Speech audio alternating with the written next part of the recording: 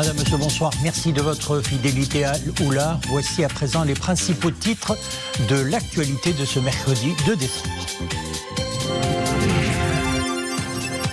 Soutien à la lutte contre la pandémie du coronavirus au Maroc, 200 millions de dollars octroyés par le Japon, destinés à supporter la réponse nationale à l'épidémie, un prêt cofinancé par la Banque africaine de développement.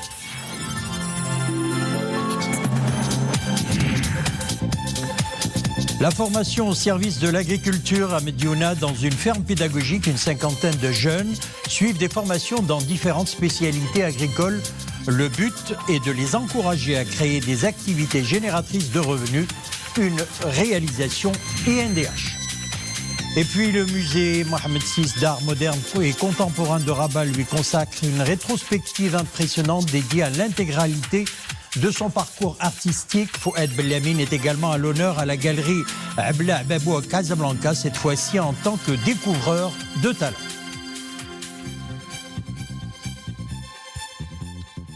Message de Sa Majesté le roi Mohamed VI à son Excellence le Président de la République démocratique du Congo, M. Félix-Antoine Tshisekedi. Il a été remis par le ministre délégué auprès du ministre des Affaires étrangères, de la coopération africaine et des Marocains résidant à l'étranger. Mohsin Jazouli a transmis les salutations et l'amitié de Sa Majesté le roi à son Excellence le Président de la République ainsi qu'au peuple congolais frère. L'occasion pour le ministre délégué de passer en revue les relations bilatérales exceptionnelles et les moyens de les renforcer. Il a été aussi question des prochaines échéances au niveau de l'Union africaine, dont la présidence revient à la République démocratique du Congo. Le Cap-Vert exprime son soutien au Royaume du Maroc dans sa décision légitime d'intervenir pacifiquement pour rétablir la circulation des biens et des personnes dans la zone d'El Guerguerat au Sahara marocain. Et ce, en parfaite conformité avec la légalité internationale. C'est ce qu'a affirmé le ministre capverdien des Affaires étrangères dans une lettre adressée au ministre des Affaires étrangères, de la coopération africaine et des Marocains résidant à l'étranger, Nasser Bourita.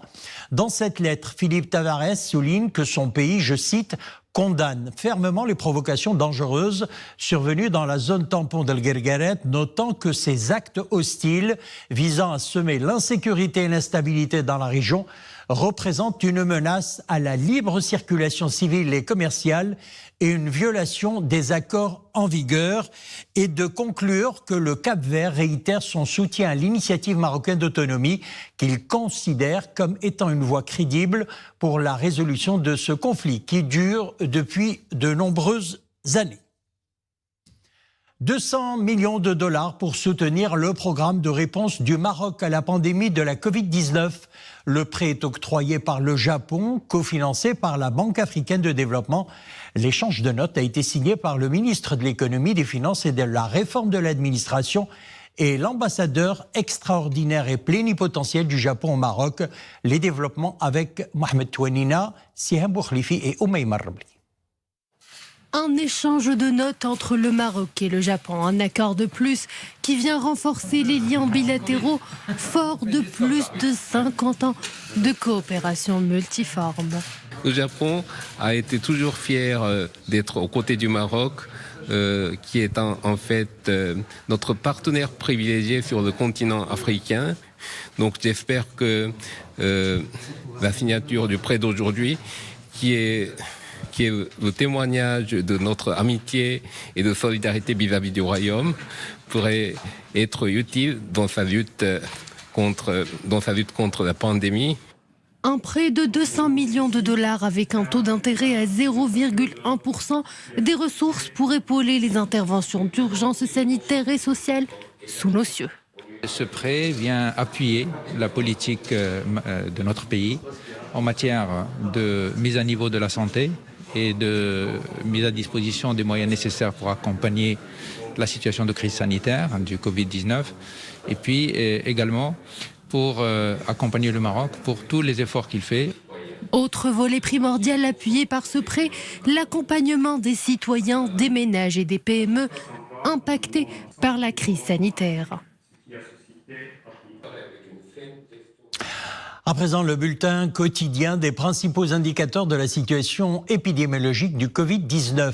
4346 nouvelles infections enregistrées ces dernières 24 heures, 4044 guérisons et 70 décès. Le taux de létalité s'établit à 1,6%.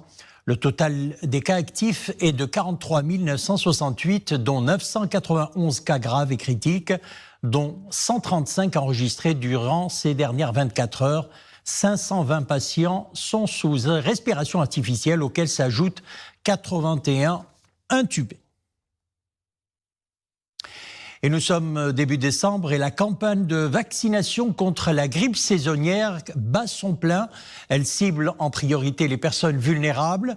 À Rabat, l'association SOS Diabète apporte sa contribution à cette opération de vaccination.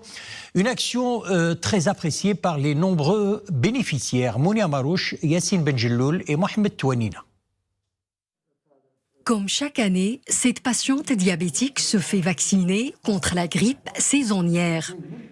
Consciente des risques de cette maladie infectieuse, cette quinquagénaire tient à prendre toutes ses précautions.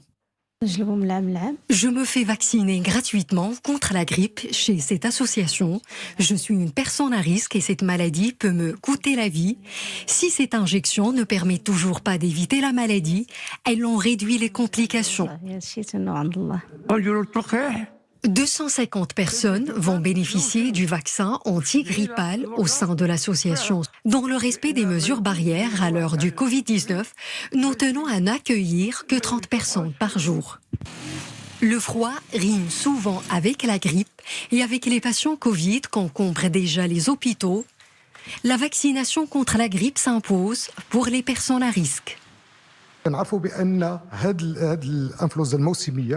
Le syndrome grippal peut être fatal et provoquer de complications, particulièrement chez les personnes âgées, les femmes enceintes et les personnes souffrant de maladies chroniques.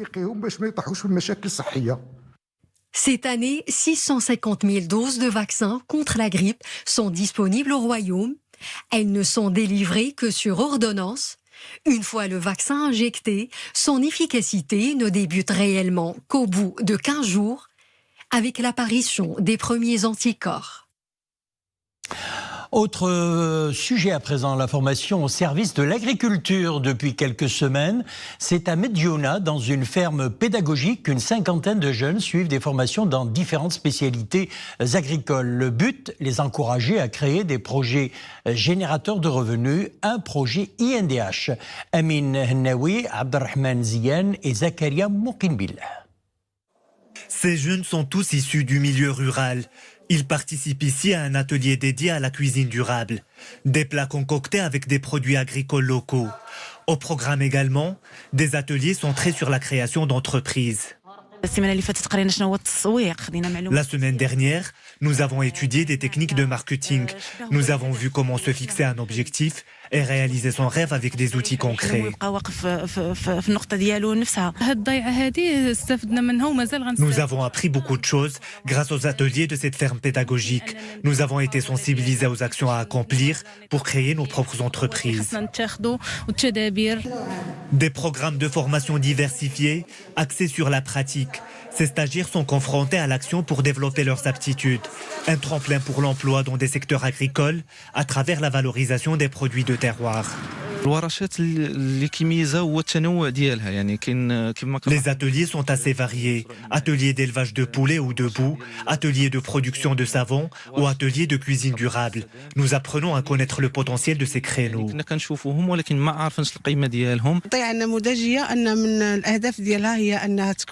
Nous voulons former et accompagner les jeunes et les femmes du milieu rural et leur permettre de créer leurs propres entreprises, que ce soit un projet personnel ou dans le cadre de coopératives.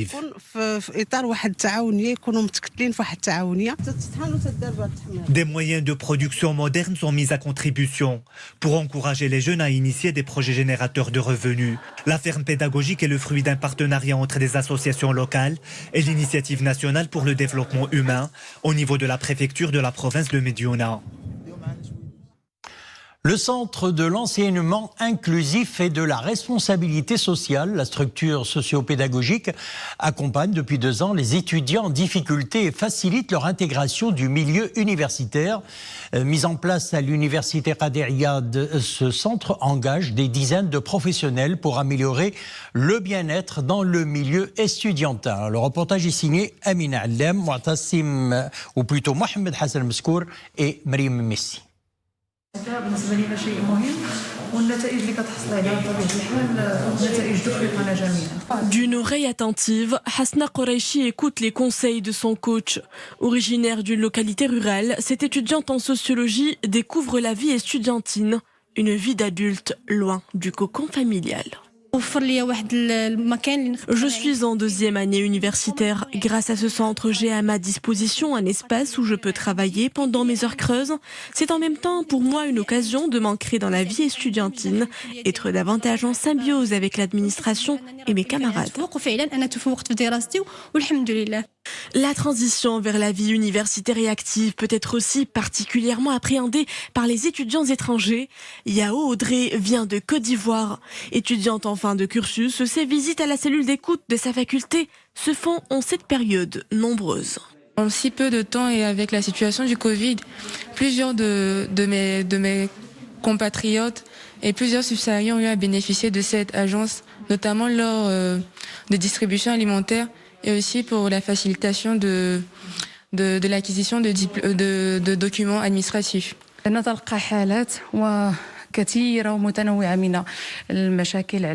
Tous les jours, des étudiants sollicitent notre aide. Certains sont en situation de handicap, d'autres vivent des situations de précarité sociale et psychologique. Nous les accueillons et veillons sur leur épanouissement. Notre ultime finalité serait de les accompagner vers l'excellence. Accueillir, orienter et accompagner les étudiants vers la voie de l'excellence. C'est la mission que s'engage à honorer cette structure socio-pédagogique. Ce centre est depuis 2 ans devenu le recours de tous les étudiants en difficulté de l'université Qadi Iyad.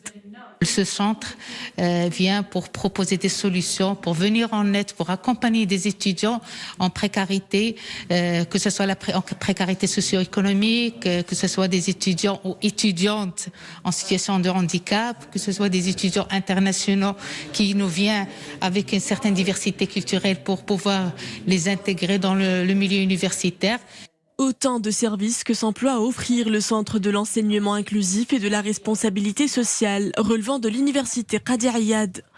Une structure qui espère redonner à l'université son attrait d'antan et mettre fin à l'échec ou l'abandon.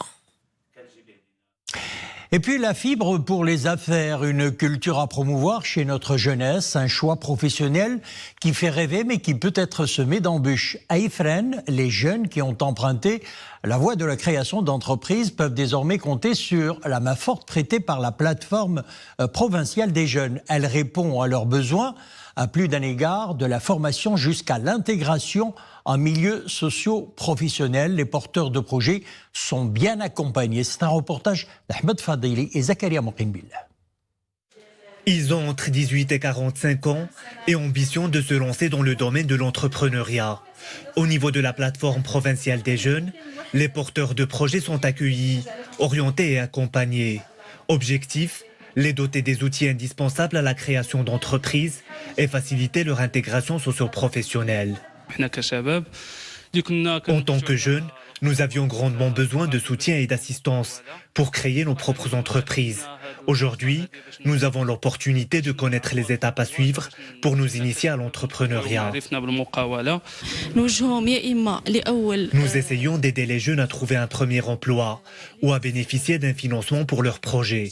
Pour cela, nous leur proposons des programmes de formation et d'encadrement. Des formateurs accompagnent les stagiaires pour le développement de leurs compétences et de leurs initiatives. La structure contribue également à réaliser des études sur les chaînes de production, des secteurs rentables dans la province, tels le tourisme et l'agriculture.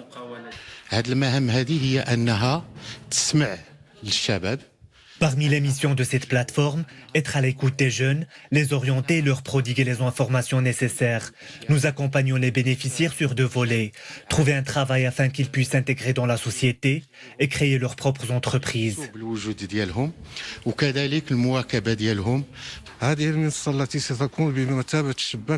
Cette plateforme est un guichet unique ouvert aux jeunes de la province d'Ifrane pour bénéficier de l'aide nécessaire afin de trouver un poste d'emploi, soutenir l'économie sociale et solidaire et favoriser l'entrepreneuriat chez les jeunes. Cette plateforme est réalisée dans le cadre de la 3e phase de l'INTH, visant l'amélioration du revenu et l'inclusion économique des jeunes. Tout autre chose à présent, interpellation à Fès de 2 individus pour leur lien présumé avec un réseau criminel actif dans le trafic de drogue et de psychotropes. Les suspects âgés de 32 et 34 ans ont été interpellés au niveau d'un point de contrôle de circulation sur l'autoroute d'Afez, immédiatement après leur arrivée à bord de 2 véhicules légers. Les opérations de fouille effectuées par les éléments de la brigade anti-gang de la ville de Fès à l'intérieur des véhicules ont permis la saisie d'1 tonne et 300 kg de shira, en plus d'une somme d'argent de 19 800 dirhams. Selon la DGSN, les mises en cause ont été placées en garde à vue dans le cadre de l'enquête menée sous la supervision du parquet compétent en vue de déterminer les éventuelles ramifications de cette activité criminelle. Et en étroite coopération avec la Drug Enforcement Administration américaine, le service de la Direction générale de la Sûreté nationale, les services ont mis en échec une tentative de trafic de 35 kg de cocaïne pure en provenance d'un pays d'Amérique latine et à destination de pays asiatiques. Cette opération a été menée sur le terrain par les services de la Sûreté nationale et les éléments de la douane de Tanger. Une enquête a été ouverte par la police judiciaire sous la supervision du parquet compétent pour identifier tous les complices impliqués dans cette affaire et déterminer ses ramifications régionales et internationales ainsi que ses liens avec les réseaux de trafic international de cocaïne.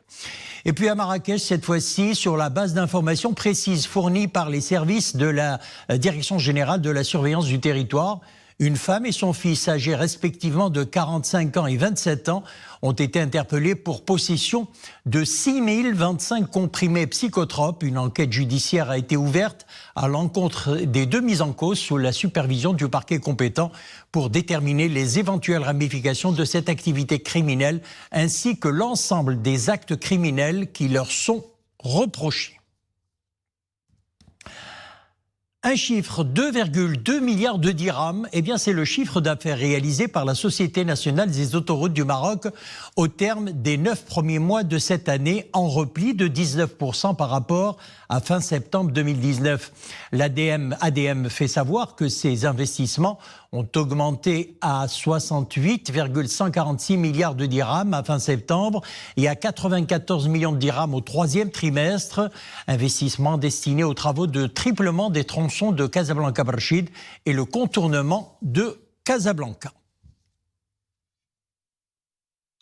Et on passe à notre page culturelle à présent. Le musée Mohamed VI d'art moderne et contemporain de Rabat lui consacre actuellement une rétrospective impressionnante qui permet d'avoir un vrai point de vue sur l'intégralité de son parcours artistique. Fouad Bellamine, qui est également à l'honneur à la galerie Abla Babou, toujours à Casablanca, cette fois-ci en tant que découvreur de talent. Mohamed Nassiri, Aziz Amrar et Dominique Orlando. Ils sont au nombre de 14 plutôt très jeunes artistes qui ont été sélectionnés par M. Fouad Bellamine dans le cadre de cette carte blanche que lui a généreusement octroyée la galerie Abla Babou. Peut-on le dire les yeux fermés ? C'est un honneur pour moi que Fouad Bellamine ait pu accepter. Il a un regard, il a enseigné à plusieurs générations d'artistes, donc je fais entièrement confiance à son regard. Et sa sélection est rigoureuse, avec des styles différents, une approche différente. Et pleine de créativité, un regard parfois contestataire qui dénonce un peu la société actuelle totalement matérialiste et donc il y a une forme aussi de spiritualité, de recherche et de langage universel à travers l'art. Même si la plupart sont encore très peu connus du grand public, selon M. Bellamine, déjà commencent-ils chacun à affirmer une écriture qui leur est propre. Ça va de la peinture, mais peinture contemporaine, des préoccupations très contemporaines, jusqu'à la photo.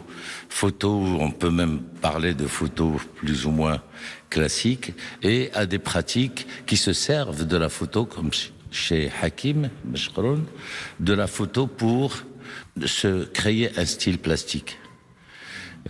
Sinon, Afifi est un travail qu'on a déjà vu, surtout la dernière biennale au musée d'art moderne et contemporain de Rabat. Moran aussi, on a déjà vu son travail.